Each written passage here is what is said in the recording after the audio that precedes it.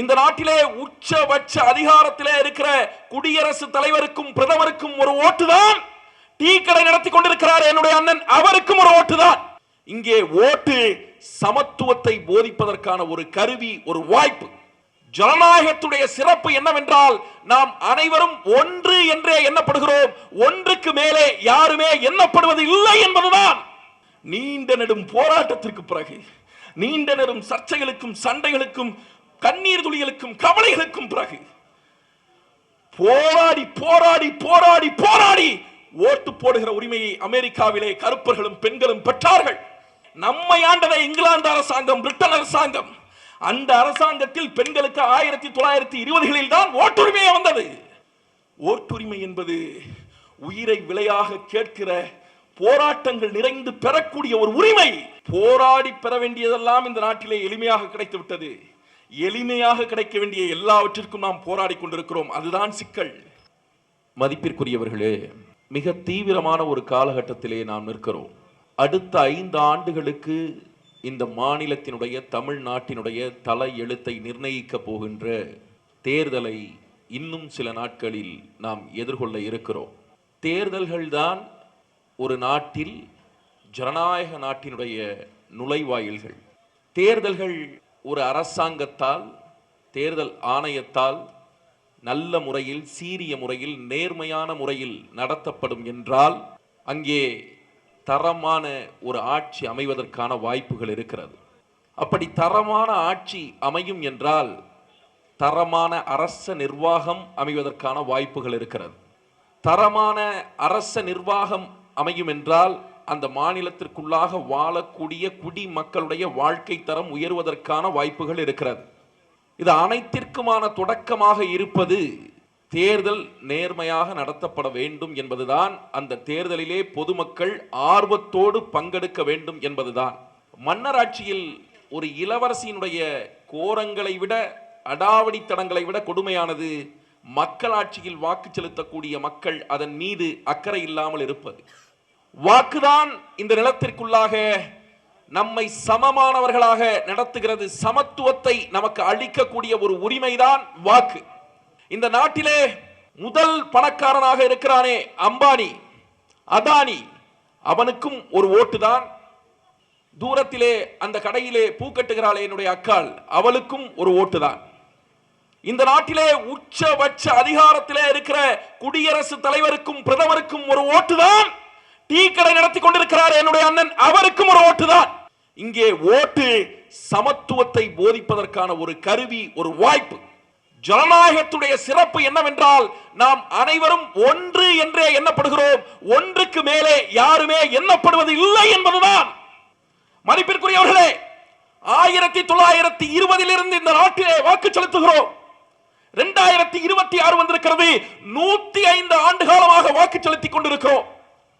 இந்த நாட்டினுடைய மக்கள் ஒவ்வொரு 5 வருடத்திற்கும் ஒரு முறை நாடாளுமன்ற தேர்தலிலே, சட்டமன்ற தேர்தலிலே, உள்ளாட்சி தேர்தல்களிலே வரிசையிலே நின்று வாக்கு செலுத்திக் கொண்டே இருக்கிறார்கள். தங்கள் வாழ்க்கை மாறிவிடும் என்று அவர்கள் நினைக்கிறார்கள். இந்த நாட்டிற்குள்ளாக சாதி மத இழிவுகள் நீங்கிவிடும் என்று அவர்கள் நினைக்கிறார்கள். வாழ்க்கை தரம் உயரும் என்று நினைக்கிறார்கள். ஆனால் நீங்கள் சிந்தித்து பாருங்கள், 100 ஆண்டு காலத்திற்கு மேலாக நாம் வாக்கு செலுத்துகிறோம். இன்று வரை நாம் துன்பம் கடந்தோம் இல்லை, கண்ணீர் கடந்தோம் இல்லை, கஷ்டம் கடந்தோம் இல்லை, நல்வாழ்வை தொட்டோம் இல்லை. ஆனாலும் அரசுகள் ஒவ்வொரு 5 வருடத்திற்கும் உங்களுடைய வாழ்க்கையை சொர்க்கமாக மாற்றுவோம் என்று சொல்லி வாக்குறுதிகளை கொடுத்துத்தான் தேர்தலை சந்திக்கிறார்கள். அவர்களுடைய வாக்குறுதிகளை நம்பி நாமும் அவர்களுக்கு வாக்கு செலுத்தி அவர்களை வெற்றி பெற வைக்கிறோம். உங்களுடைய வாழ்க்கை எந்த விதத்திலே மாறி இருக்கிறது? உங்களுடைய பொருளாதாரம் எந்த விதத்திலே உயர்ந்திருக்கிறது? இதற்கு இடையிலே இந்த நாடு சீர்கெட்டு போவதற்கும், இந்த நாடு நல்ல முறையிலே இருப்பதற்கும் அடிப்படையான காரணம் அரசியல்வாதிகள் அல்ல, ஊழல் செய்யக்கூடிய பெரும் பெரும் மந்திரிகள் அல்ல, மாறாக அவர்களை தேர்ந்தெடுக்கக்கூடிய மக்கள் தான். இந்த நாடு நாசமா போனாலும் அதற்கு மக்கள் தான் காரணம். இந்த நாடு நல்லா இருந்தாலும் அதற்கு மக்கள் தான் காரணம். அரசியல்வாதிகள் என்பவர்கள் மக்களுக்கு வேலை செய்கிற சேவகர்கள், வேலைக்காரர்கள். மதிப்பிற்குரியவர்களே, நீங்கள் தான் ஓட்டு போட்டு கக்கன் என்ற பெருமகனை தேர்ந்தெடுத்தீர்கள். அந்த பெருமகன் தமிழ்நாட்டிற்குள்ளாக லஞ்ச ஒழிப்பு துறையை கொண்டு வந்தார். லஞ்சத்தை ஒழிப்பதற்காக ஒரு துறையை ஏற்படுத்தினார். நீங்கள் தான் செந்தில் பாலாஜியை தேர்ந்தெடுத்தீர்கள். செந்தில் பாலாஜி லஞ்சம் வாங்கினார், ஊழல் செய்தார். தவறு மந்திரிகளிடத்தில் இல்ல, மாறாக அவர்களை தேர்ந்தெடுக்கக்கூடிய உங்களிடத்தில் தான் இருக்கிறது. மதிப்பிற்குரியவர்களே, 2000 ரூபாய்க்கு 4000 ரூபாய்க்கு ஓட்டை விற்கிறீர்களே, வெறும் 2000 ரூபாய்க்கு 4000 ரூபாய்க்கு. அரிது அரிது மானிதனாய் பிறத்தல் அரிது என்றாரே பெருமக்கள். மனிதனாக பிறப்பதே அரிய விடயம் என்றானே. மனிதனுக்கு உச்சியில் கிடைத்திருக்கிற ஒற்றை உரிமை ஒரு ஜனநாயக நாட்டிற்குள்ளாக உச்சபட்ச உரிமை வாக்கு செலுத்துவது. மனிதனாக பிறந்த நீங்கள் ஆடு மாடு போல 2000க்கும் 4000க்கும் ஆசைப்பட்டு உங்களுடைய வாக்குகளை விற்கிறீர்களே, இதனாலே இந்த நாடு நாசமாய் போகிறது. வாக்கு செலுத்துவது என்பது ஒரு உரிமை.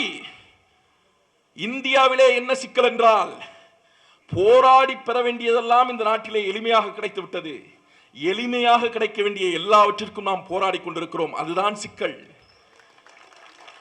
உலகத்திலே அமெரிக்கா மிகப்பெரிய நாடு, வல்லரசு. இன்று வரை உலகத்தை ஆட்டி படைக்கிற அமெரிக்கா தன்னுடைய ராஜ சிம்மாசனத்திலே அமர்ந்து கொண்டு அமெரிக்காவினுடைய அதிபர் எந்த நேரத்தில் வேண்டுமானாலும் உலகின் எந்த நாட்டில் வேண்டுமானாலும் தாக்குதல் நடத்தலாம், நடத்தி கொண்டிருக்கிறார். அதிகாரத்தை கையாண்டு இருக்கிறது அமெரிக்கா. அந்த அமெரிக்கா ஒரு காலத்திலே பிரிட்டனிடம் அடிமைப்பட்டு கிடக்கிறது. நம்மை ஆண்டது போலவே பிரிட்டன் அமெரிக்காவையும் ஆண்டது. அமெரிக்கா ஒரு பெரிய நாடு, பிரிட்டன் ஒரு சிறிய நாடு. அமெரிக்கர்கள் விடுதலைக்காக ஏங்கி நிற்கிறார்கள். தாமஸ் பைன் என்கிற ஒரு வீரன், ஒரு எழுத்தாளன், அமெரிக்காவினுடைய விடுதலை வேண்டிய அந்த பெருமகன் ஒரு புத்தகம் எழுதுகிறான். அந்த புத்தகத்தினுடைய பெயர் தி காமன் சென்ஸ். அந்த புத்தகம் இவ்வளவுதான் இருக்கும், ஒரு சின்ன புத்தகம். அந்த புத்தகத்தில் அமெரிக்கர்களை நோக்கி தாமஸ் பைன் ஒரு கேள்வியை எழுப்புகிறான். அடே அமெரிக்கர்களே, நாம் நிலத்தால் பெரியவர்கள், நம்முடைய நாடு பெரியது, பிரிட்டன் சிறியது. அமெரிக்கா ஒரு கண்டம், பிரிட்டன் ஒரு துணை கண்டம், சிறிய நாடு. நீங்கள் சிந்தித்து பாருங்கள், ஒரு கண்டம் துணை கண்டத்தை ஆளலாம், ஆனால் பிரிட்டன் என்கிற ஒரு துணை கண்டம் அமெரிக்கா என்கிற கண்டத்தை ஆளலாமா என்று கேட்டு வைத்தான். விடுதலை உணர்வு பீரிட்டது. மக்கள் போராடி அமெரிக்காவிற்கான விடுதலை வென்றெடுத்தார்கள்.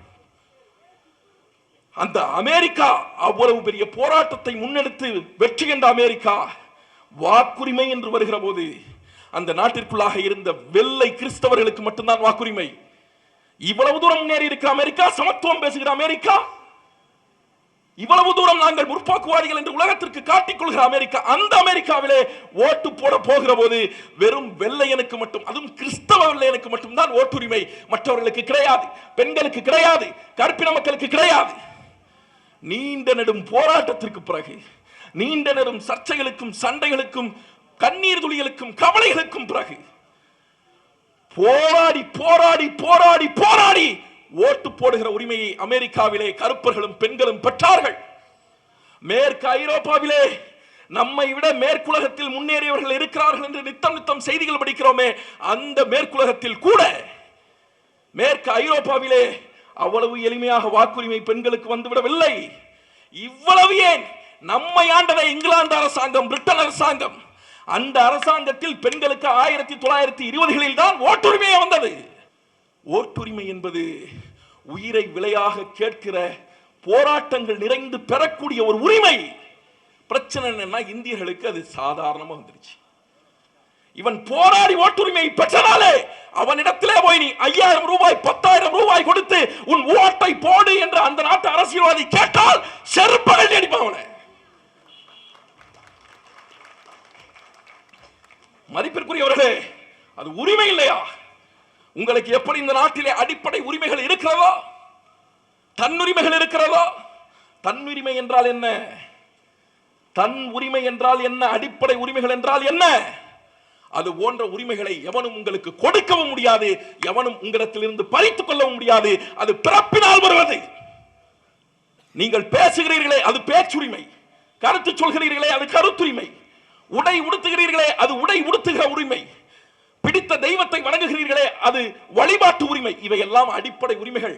இதன் மீது எத்தனை பெரிய கொம்பாதி கொம்பனாக இருந்தாலும், மன்னனாக இருந்தாலும், கடவுளாக இருந்தாலும் இதை மாற்றி செய்ய சொல்ல முடியாது. இது கூடாது என்று மறுக்க முடியாது. இவையெல்லாம் உரிமைகள். இது போலவே ஓட்டுரிமை, வாக்குரிமை. நான் உங்களிடத்திலே கேட்கிறேன், ஒரு 5000 ரூபாய் உங்களுக்கு பணம் தருகிறேன். அடுத்த 5 ஆண்டுகளுக்கு நீங்கள் ஆடை உடுத்தாமல் அம்மனமாக நில்லுங்கள் என்றால் நீங்கள் நிற்பீர்களா? நான் உங்களுக்கு 5000 ரூபாய் பணம் தருகிறேன், அடுத்த 5 ஆண்டுகளுக்கு பேசாது வாயை மூடி ஊமையாக இருங்கள் என்று சொன்னால் நீங்கள் இருப்பீர்களா? இந்த உரிமைகள் எப்படியோ அப்படிதான் ஓட்டுரிமையும். மதிப்பிற்குரியவர்களே, வாக்குகளை காசுக்கு விற்காதீர்கள், காசுக்கு விற்காதீர்கள். அது வாக்கு சீட்டு அல்ல பெருமக்களே, உங்களுடைய வாழ்க்கை சீட்டு.